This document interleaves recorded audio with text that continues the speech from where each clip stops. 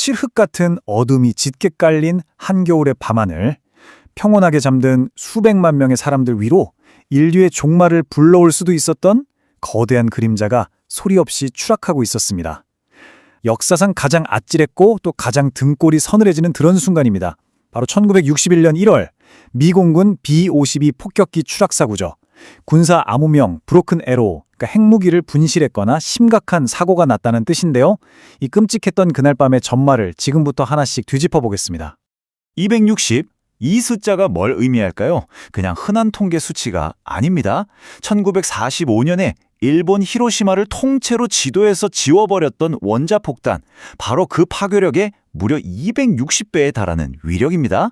놀랍게도 당시 골지버러 상공을 맴돌던 기체 안에는 바로 이 어마어마한, 정말 상상을 초월하는 파괴력을 가진 열핵폭탄이 실려 있었습니다. 만약에요, 이 폭탄들이 지상에서 그대로 폭발해버렸다면 어땠을까요? 아마 미국 동부 해안의 상당 부분은 그야말로 순식간에 증발해버렸을 겁니다. 수백만 명의 목숨이 한순간에 잿더미로 변할 뻔했던 그 끔찍한 밤. 그렇다면 도대체 무엇이 인류 역사상 최악의 재앙이 될 뻔했던 이 파멸의 카운트다운을 멈춰 세운 걸까요? 그럼 그 운명의 야간 비행, 그 평범해 보였던 일상적 임무가 어떻게 끔찍하게 꼬여버렸는지 그 시간 속으로 한번 들어가 보죠. 때는 1961년 1월 23일, 24일로 막 넘어가던 자정 무렵이었습니다. 고요했던 B-52 폭격기의 야간 비행은 돌이킬 수 없는 악몽으로 변하기 시작하죠. 긴박했던 상황을 시간대별로 한번 볼까요? 자정 무렵 공중구뷰를 시도하던 중에 우측 날개에서 엄청난 양의 연료가 새는 게 발견됩니다. 그리고 12시 3분경 상황은 완전히 통제불능의 상태로 치닫고 기장은 즉시 기지 복귀 지시를 받게 되죠.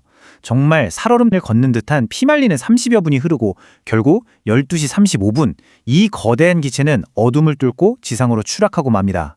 곤두박질 치는 그 거대한 기체 안에는 8명의 승무원들만 있었던 게 아닙니다.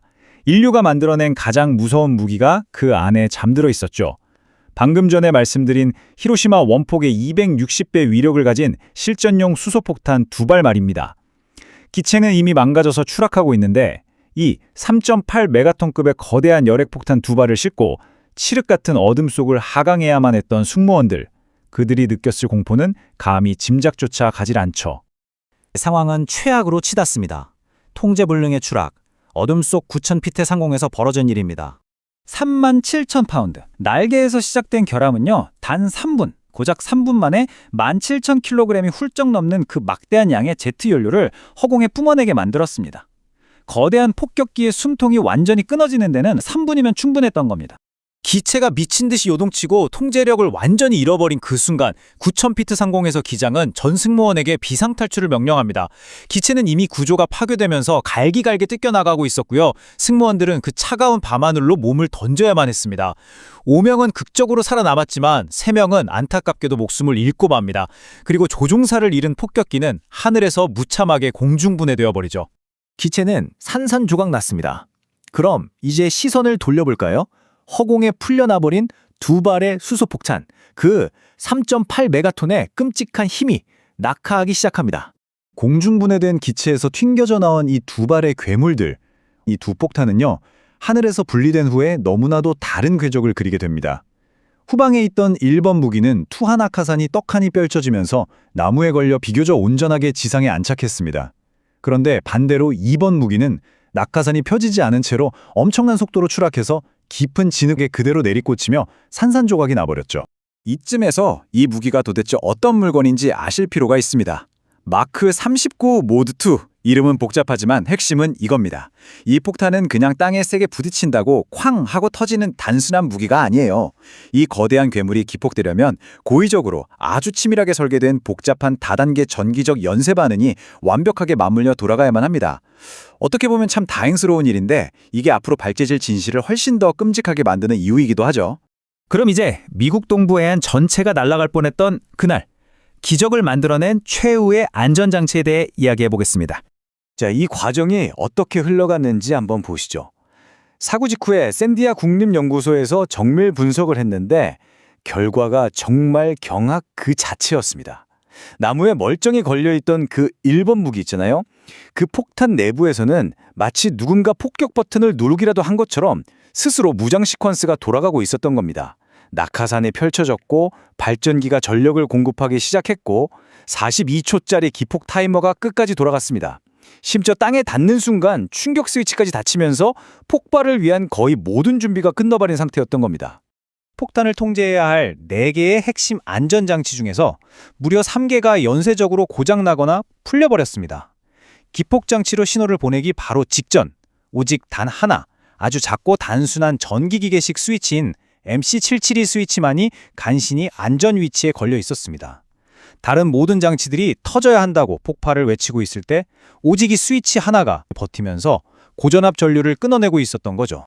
당시 샌디아 연구소의 핵무기 안전 관리자였던 파커 F. 존스는 훗날 이 사고에 대해 이렇게 남겼습니다. 단 하나의 단순한 발전기 기술, 저전압 스위치가 미국과 대참사 사이에 서 있었다. 전선 하나만 잘못 연결되었더라도, 아주 작은 합선만 일어났더라도 그 스위치는 즉각 무장 모드로 넘어갔을 겁니다. 그리고 수백만 명의 목숨은 그대로 사라졌겠죠. 자, 이제 소름 끼치는 과거를 뒤로하고 그날의 아찔했던 위기가 남긴 묻혀버린 진실을 들여다보겠습니다. 1번 무기의 그 기적 같은 이야기 뒤에는요, 깊은 진흙 속에 그대로 처박힌 2번 무기가 있습니다. 이 2번 무기는 산산조각이 났다고 했잖아요.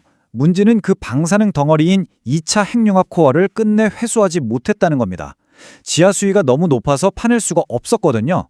그래서 이 무시무시한 코어는 여전히 노스캐롤라이나주 파로라는 한적한 농장지대, 그 지하 180피트 땅속 깊은 곳에 지금 이 순간에도 묻혀 있습니다. 미국 정부가 아예 그 땅의 연구 사용권을 통째로 사들여서 아무도 접근하지 못하게 철저히 통제하고 있죠. 여기서 우리가 반드시 짚고 넘어가야 할 아주 중요한 포인트가 있습니다.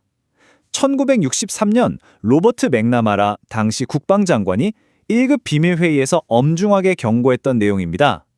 노스캐롤라이나 사고에서는 말 그대로 두 개의 전선이 교차하지 않은 아주 근소한 차이로 핵폭발을 피했다는 겁니다. 최선을 다해 대비한다고 해도 이런 우발적인 핵폭발의 가능성은 여전히 그리고 언제나 존재한다는 겁니다.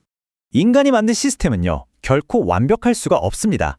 1961년 그 차가운 겨울밤, 한 대의 폭격기 날개에서 시작된 작은 결함이 인류 최악의 악몽이 될 뻔했습니다.